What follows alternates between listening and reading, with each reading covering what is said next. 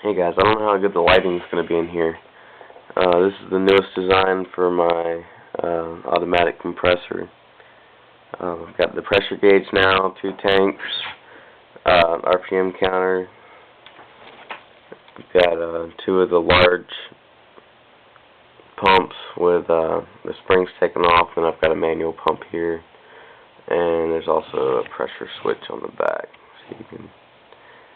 It's a 1-to-1 gear ratio. It's got an XL motor in the back there, and 2 of the large gears, so it's 1-to-1. Here I've got the switch. This is a design I got off a website. I'll link to it in the other info.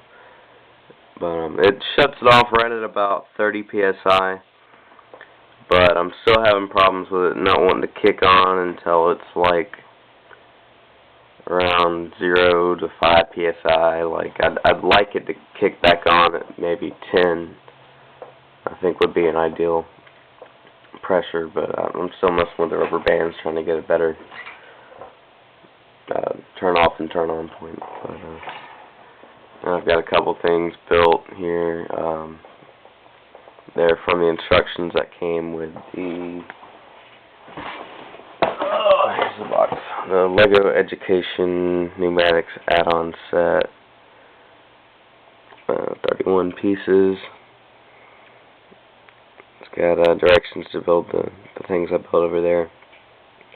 It's got 1 big pump, 2 big pump, 2 of the big cylinders, 1 small cylinder, and 1 small pump, tank, and 3 of the valves, 5 of the little T-junctions, and it comes with the Lego manometer.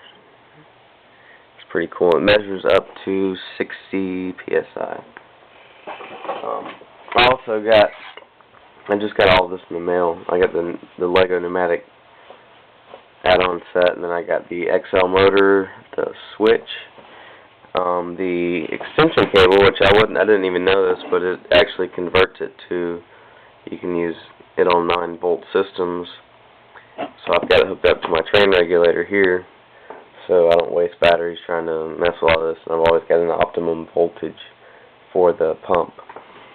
Okay, so switch on the regulator.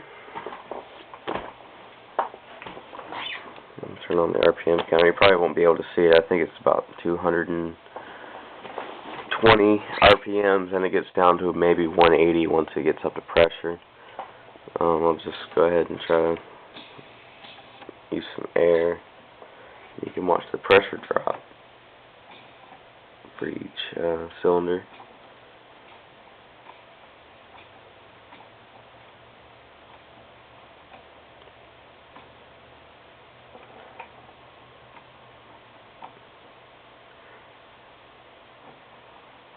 So that's that.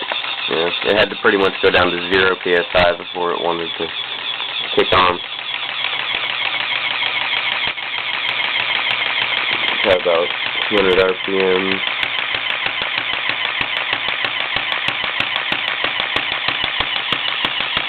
It should kick off about 30 psi. Yep, exactly. Well, 29 psi. The thing about the switch is I think it actually clicks into place instead of just being, a steady movement. So I think that kind of keeps it from kicking on when it needs to sometimes. But I don't know. I'll adjust it and I'll get a little bit better. I'm still not even sure what I need all this for, but I'm just having fun building the compressor.